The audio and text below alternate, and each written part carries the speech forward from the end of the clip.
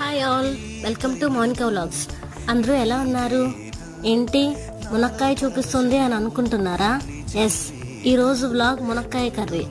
అందరూ మునక్కాడని టమాటాతో తినుంటారు, again మునక్కాడ curry చేసుకొని తినుంటారు, and సాంబార్లో కూడా టేస్ట్ చేసి ఉంటారు.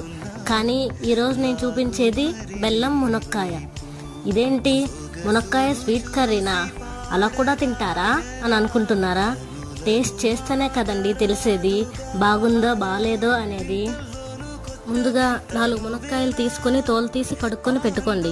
ఒక ప్యాన్ తీసుకొని కొంచెం ఆయిల్ వేసి 1 టీ స్పూన్ జీలకర్ర, 1 కరివేపాకు రెప్ప వేసుకొని 4 ఆనియన్స్ కట్ చేసి వేసుకోండి.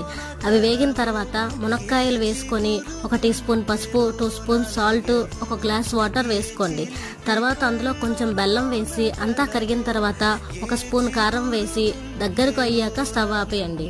అంతే, మన ఈ బెల్లం మునక్కాయ కర్రీ రెడీ.